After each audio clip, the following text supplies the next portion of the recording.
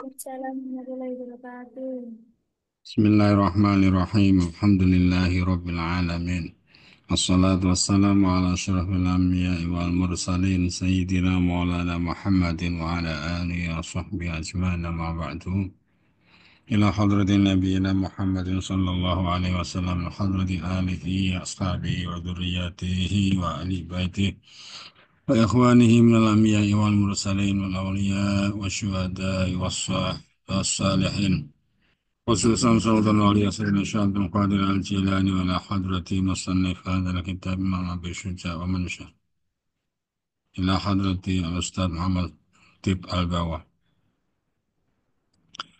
نفعنا الله بهما أعاد علينا من بركات في الدين والدنيا والآخرة شيخ لله لهم الفاتحة أعوذ بالله من الشيطان الرجيم بسم الله الرحمن الرحيم الحمد لله رب العالمين الرحمن الرحيم مالك يوم الدين إياك نعبد وإياك نستعين اهدنا الصراط المستقيم صراط الذين أنعمت عليهم غير المغضوب عليهم ولا الضالين آمين بسم الله الرحمن الرحيم ويحرم على الجنوب خمسة أشياء. Pembahasan kita lanjutkan terkait dengan hal-hal yang haram dilakukan oleh orang yang sedang hadas besar. Pertemuan sebelumnya haram karena hadas besar yang yang disebabkan oleh haid, nifas, dan wiladah. Maka hari ini kita lanjutkan haram karena junub, karena junub. Wa yahrumu lan haram alal junubi ngatasé wong kang junub. Haram apa khamsatu asya'a lima pira-pira perkara. Ada 5 hal yang haram bagi orang yang sedang junub. As-salatu suwiji iku nglakoni salat. Orang yang sedang junub tidak boleh melakukan salat. Allah berfirman, A'udzu billahi minasyaitonir rajim. Bismillahirrahmanirrahim. La taqrabus salata wa antum sukara hatta ta'lamu ma taquluna wa la junuban illa 'abiri sabilin hatta taghtasilu. Pada ayat 43 surat An-Nisa ini Allah melarang wala junuban illa 'abiri sabilin hatta taghtasilu. Wala taqrabus salata wa antum junuban. Nah, begitu. Tidak boleh melakukan sholat apa ketika dalam kondisi junub sampai dengan dia mandi. Ini yang menjadi dasar. Kemudian ada hadis juga diriwayatkan oleh Imam Muslim, rawah Muslimun wa ghairuhu an Ibnu Umar radhiyallahu anhuma qala inni sami'tu Rasulullah sallallahu alaihi wasallam yaqulu la tuqbalu salatun bi ghairi tahurin. Tidak akan diterima salat tanpa ada suci. Suci di sini berarti tidak sedang hadas kecil dan hadas besar. Oleh karena itu ketika sedang hadas kecil dan besar tidak boleh melakukan sholat. Wa qiraatul Qur'ani lan maca Qur'an. Haram bagi orang yang junub untuk membaca Qur'an. Wa massul mushafi lan lemek mushaf. Menyentuh mushaf. Wa hamluhu lan nggawa mushaf. Baik menyentuh maupun membawa mushaf Al-Quran tidak boleh juga. Wa tawafu lan nglakoni tawaf, wal lubsu lan meneng fil masjidi ing dalam masjid. Tawaf sama dengan sholat. Sama dengan sholat. Maka ketika haram sholat juga haram tawaf. Begitu juga orang yang sedang junub tidak boleh iktikaf ya, berdiam sejenak di dalam masjid. Kalau hanya lewat boleh ya. Kalau hanya lewat itu boleh. Bon. Ini yang sedang junub. artinya sedang hadas besar karena eh, apa? Karena persetubuhan suami dan istri disebut dengan junub, maka haram beberapa hal itu. Yang terakhir wa yahrumulan haram alal muhdisi ngatasi wong kang berhadas. Hingga hadas terutama hadas kecil di sini. Terutama hadas kecil. Karena hadas besar tadi sudah masuk di junub, masuk di mana tadi? Haid, nifas. Haram apa salah satu asya'a telu pira-pira perkara. As-salatu rupani salat wa tawafu lan tawaf wa masul mushafi lan demek mushaf wa hamluhu lan nggawa mushaf. Ini bagi orang yang berhadas kecil haram melakukan salat, ya. Haram melakukan tawaf, tidak boleh menyentuh mushaf dan membawa mushaf Al-Quran. Rawal Bukhari wa Muslimun an Abi Hurairah radhiyallahu anhu wa Nabi sallallahu alaihi wasallam qala la yaqbalullahu salata ahadikum idza ahdatsa hatta yatawaddaa. Allah tidak akan menerima salat kalian jika kamu sedang berhadas sampai dengan kamu berwudu. Jadi ini menunjukkan adanya larangan untuk melakukan sholat ketika sedang berhadas. Nah, sampai di sini kita bicara tentang terkait dengan syarat sah melakukan sholat. Nah, sejak itu, baru bab setelah ini kita bicara tentang sholat. Jadi syarat sah sholat itu suci dari hadas kecil, suci dari hadas besar, suci dari najis. Dan kemarin itu termasuk syaratnya adalah menutup aurat, menghadap kiblat, dan mengetahui masuknya waktu sholat. Nah, di situ syarat sah sholat. Kalau sholat tidak memenuhi syarat itu, kalau sholat tidak memenuhi syarat itu, maka sholatnya tidak sah, tidak sah. Maka setelah kita membicarakan syarat sah sholat, baru sekarang kita masuk ke materi sholatnya. Nah, di sini nanti, oh iya, termasuk kemarin rukun sholat sudah dibicarakan. Jadi yang disebut syarat itu sesuatu yang ada di luar sebuah perbuatan. Jadi ada perbuatan sholat, maka syaratnya adalah di luar sholat atau bahkan sebelum sholat itu. Tapi kalau rukun, rukun itu bagian dari sholat. Nah, kan rukun sholat diantaranya takbiratul ihram. Ketika mengucapkan Allahu Akbar itu sudah masuk pada perbuatan sholat. Dan kemudian diakhiri dengan salam. Itu. Ini bedanya rukun dan syarat dan rukun. Makanya ketika sholat itu terpenuhi syarat dan rukunnya, maka sholat itu menjadi sah. Menjadi sah ketika terpenuhi syarat dan rukun. Tapi kalau tidak terpenuhi syarat dan rukunnya, maka menjadi tidak sah. Ada yang batal termasuk itu. Baik, berikutnya Bismillahirrahmanirrahim. Kitab sholati utawi iki-iku kitab nerangaken sholat. Kitab nerangaken sholat. Ada catatan kaki al-aslu fi masyru'iyyatis sholati ayatun minha qaulu ta'ala inna sholata kanat 'alal mu'minina kitaban mawquta. Jadi membicarakan sholat ada banyak ayat Al-Qur'an yang mengharuskan mewajibkan sholat. Di antaranya adalah surat An-Nisa ayat 103. Allah berfirman, Inna sholata kanat 'alal mu'minina kitaban mawquta. Bahwa sesungguhnya sholat itu adalah kitaban kewajiban. Kitaban di sini kewajiban. Mawqutan yang telah ditentukan waktunya. Itu, ini ayat yang menjelaskan kewajiban sholat. Wa ahaditsu minha hadits Ibnu Umar radhiyallahu anhu alladhi rawahu al-Bukhari wa Muslim wa ghairuhuma.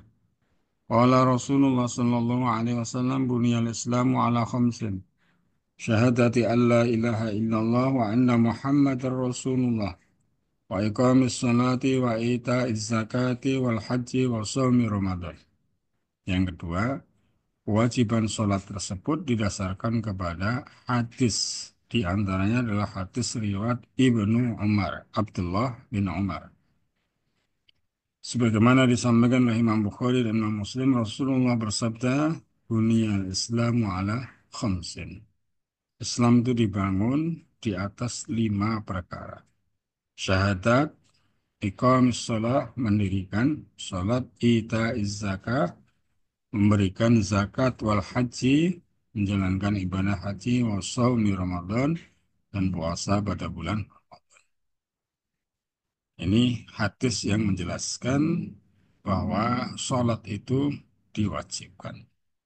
Mengapa wajib? Karena pada hadis ini dijelaskan bahwa menjadi pilar sebuah bangunan.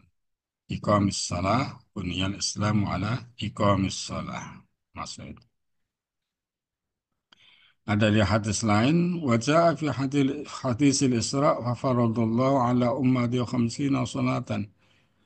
Farajatuhu faqala ya khamsun wa ya khamsuna la yubaddalul qawlu ladayya. Nah, ini yang menjelaskan hadis lain yang menjelaskan tentang kewajiban sholat. Ya. Pada pembicaraan ini kita akan belajar tentang waktu-waktu sholat. 5 waktu. Jadi waktu-waktu sholat 5 waktu yang diwajibkan itu.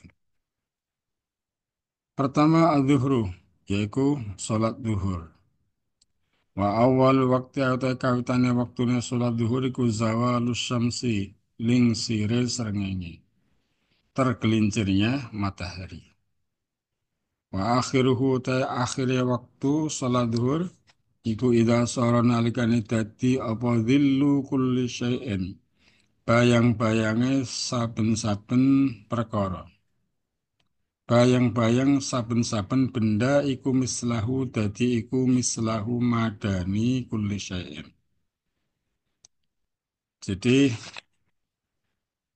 awal waktu sholat zuhur ketika matahari tergelincir sehingga ada bayang-bayang di arah timur atau ya di arah timur ya.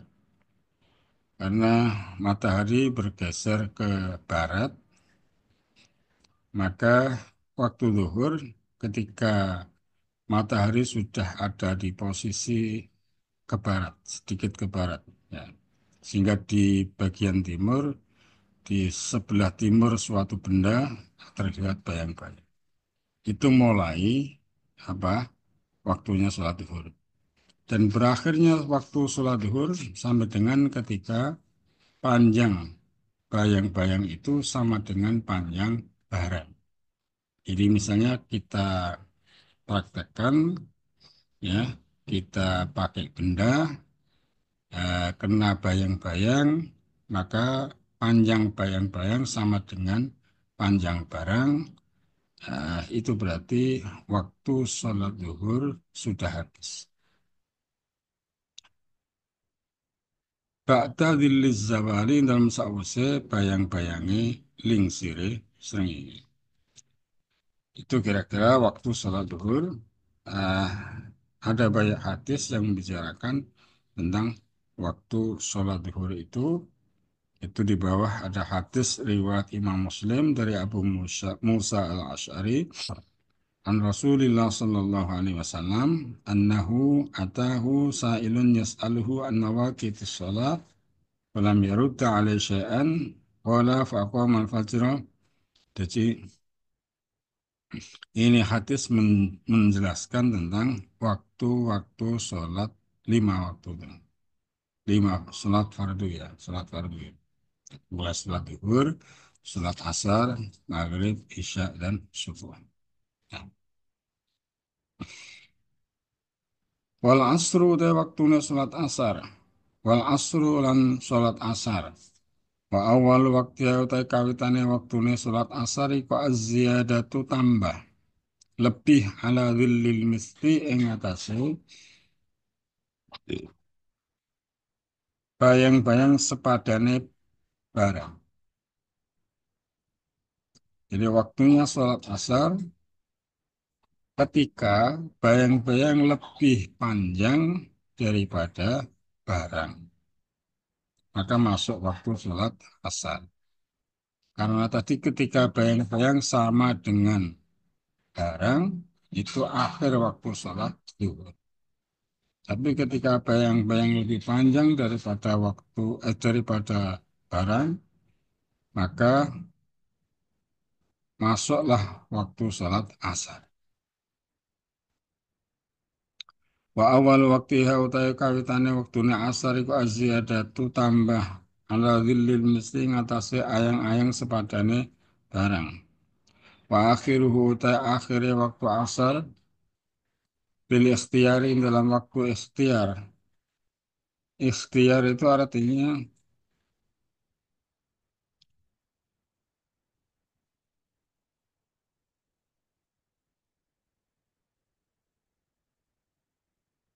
al waktu alladhi yakhtaru adama ta'khirus salati anhu.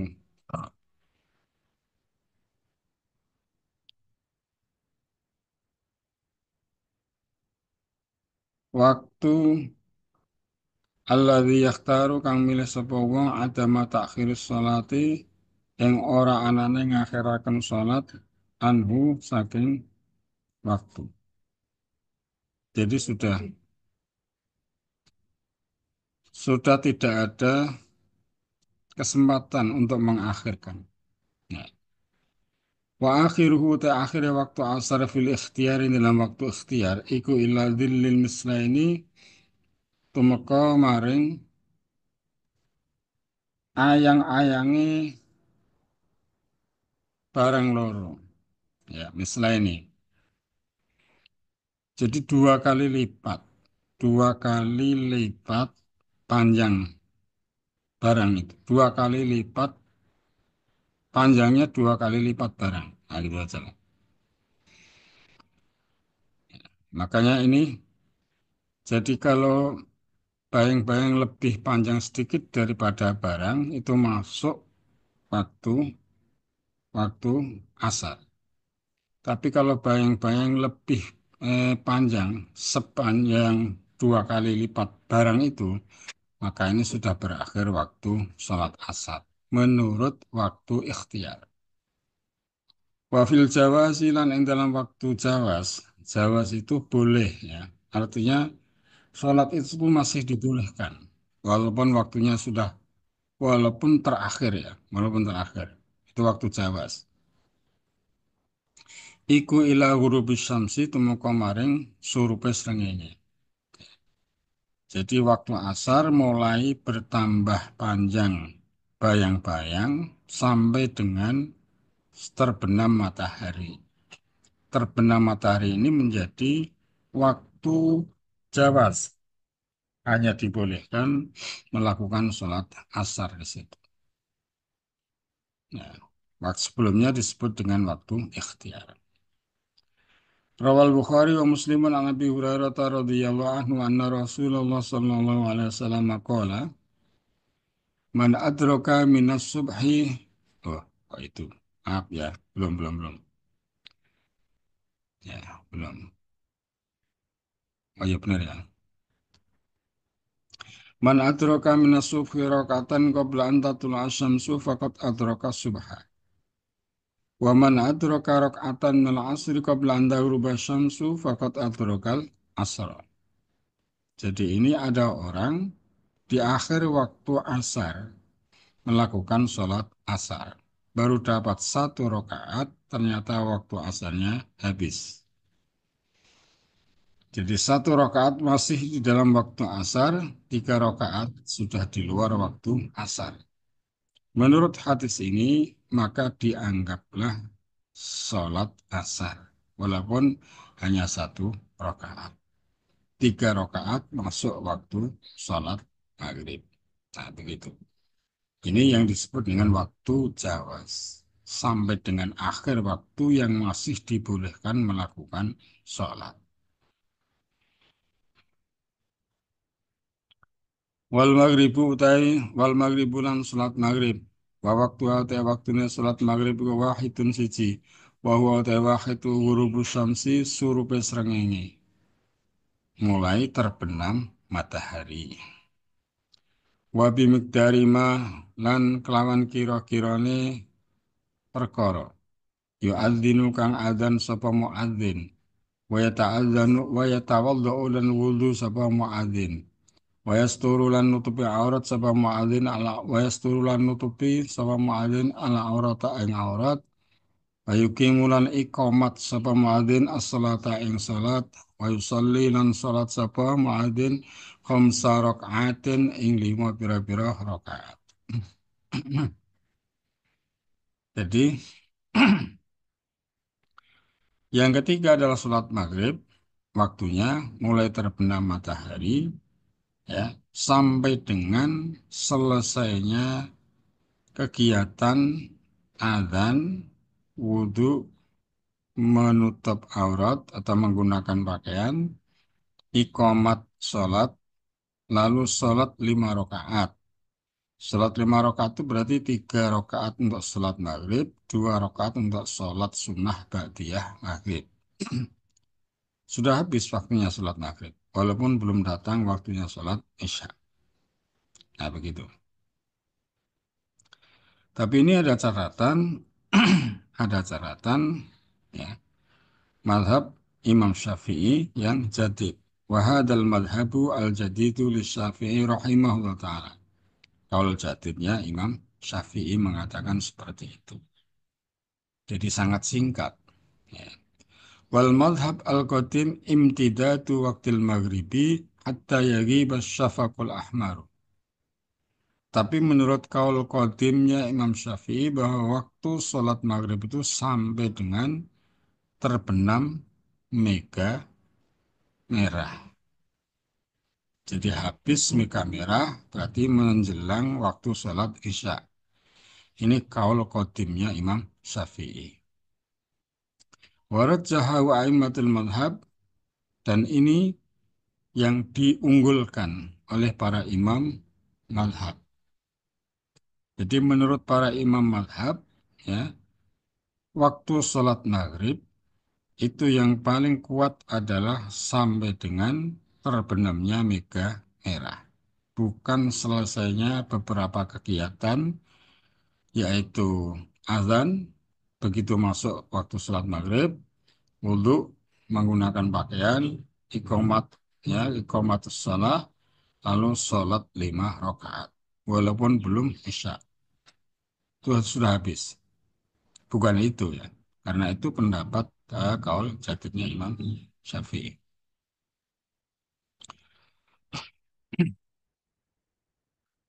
Wa akhiru ta'akhiri.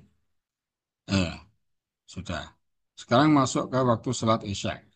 Wal isya ulan salat isya wa awal waktu auta kawitane waktune salat isya iku idza ghabana rika surup. Apa asyafaku meka lahmaru kang abang. Jadi begitu habis mega merah berarti masuk waktunya sholat isya. Ya, penjelasan seperti ini jika dalam kondisi tidak mendung, tidak terhalang. Ya. Tapi kan yang jelas ini berdasarkan apa itu fenomena alam. Wa akhiruhu te akhirnya waktu isya fil ikhtiyari dalam waktu ikhtiar. Waktu dibolehkan apa tadi? Menjalankan sholat isya. Ya, belum dilarang apa mengakhirkan sholat. Masih boleh. Boleh tidak mengakhirkan sholat. Iku ila sulusil laili tumuka maring sepertiga malam. Sampai dengan sepertiga malam. Wafil jawazi indalan yang dalam, ya tentu sepertiga malam yang apa nih? Terakhir ya. Wafil jawazi lan yang dalam waktu jawas Pokoknya oleh sampai dengan akhir waktu iku ila tulu'il fajri sani sampai metune tumeka maring metune fajar asani kang kaping pindho yaitu fajar sidik. Jadi awalnya waktu Isya yaitu hilangnya mega merah sampai dengan munculnya fajar sodik dalam waktu Jawas atau sampai dengan apa sepertiga malam yang terakhir pada waktu ikhtiar. Lima rawahu Muslim wa ghairu an Abi Qatadah radhiyallahu anhu annahu sallallahu alaihi wasallam qala ama innahu laisa fin naumi tafrid innama tafritu ala man lam yusalli salata hatta yaji'a waqtu salatil ukhra fadalla ala anna waqta salat la yakhruju illa bidukhuli waqti ghairiha. Jadi tadi batas akhir sholat berarti menjadi batas awal sholat berikutnya. Nah, begitu. Akhir waktu sholat Isya ya dalam waktu Jawas yaitu sampai munculnya fajar shadiq. Munculnya fajar shadiq berarti menjadi awal waktu sholat subuh. Begitu. Wasubhu lan sholat subuh. Wa awal waktu utai kawitane waktune sholat subuh iku tulu'ul fajri sani metune fajar kang kaping pindho yaitu fajar shadiq. Wa akhiruhu wa akhirnya waktu sholat subuh fil ikhtiarin dalam waktu ikhtiar iku ilal asfari tumeka maring remang-remang. Nah, ramyang-ramyang, remang-remang. Jadi kalau orang jalan itu sudah kelihatan tapi tidak jelas wajahnya apakah itu laki-laki atau perempuan, itu jenenge waktu remang-remang. Wafil jawas lan dalam waktu jawas ila tulu isyamsi tumeka maring metune srengenge. Jadi sampai dengan terbit matahari itu waktu sholat subuh masih dibolehkan tapi dalam batasan waktu yang jawas. Kalau ikhtiar sampai dengan apa tadi remang-remang tadi asfal ya. Ini yang bisa kita pelajari hari ini. ah, ini tentang waktu sholat. Dan waktu sholat ini mengetahui waktu sholat ini menjadi syarat sah sholat. Artinya bahwa sholat itu tidak sah jika dilakukan di luar waktunya. Maka kita berkewajiban mengetahui waktu sholat. Apakah sudah waktunya sholat atau belum itu wajib kita tahu. Ya. Karena sholat kita sah ketika pada waktunya. Inna sholata kanat 'alal mu'minina kitabam mauquta. Ada waktunya. Sholat duhur di waktu sholat duhur. Sholat asar begitu seterusnya di waktu masing-masing. Karena itu jika sholat dilakukan pada waktunya disebutlah dengan sholat ada dilakukan pada waktunya. Tapi kalau di luar waktunya disebutlah dengan sholat qadha, sholat qadha. Nah, maka menurut definisi ini bahwa qadha sholat itu ya di luar waktu sholat. Gitu. Nah, nanti ini hal-hal yang harus kita tahu sehingga kita harus menyadari pentingnya waktu sholat fardu ini. Semoga bermanfaat bagi kita semua. Al-Fatihah. Ar-Rahmanir-Rahim. Shiratal ladzina an'amta 'alaihim. Allahumma shalli ala sayyidina Muhammad wa sallim ala alhamdulillahi rabbil alamin. Allahumma ighfir lana dhanbana wa khata'ana wa jahlana wa israfana wa ma anta a'lamu bihi minna birahmatika ya arhamar rahimin. ربنا ظلمنا أنفسنا ظلما كثيرا كبيرا ولا يغفر الذنوب إلا أنت فاغفر لنا مغفرة من عندك وارحمنا برحمتك يا أرحم الراحمين اللهم أعنا على ذكرك وشكرك وحسن عبادتك. اللهم اكفنا بحلالك عن حرامك بطاعتك عن معصيتك بفضلك عمن سواك.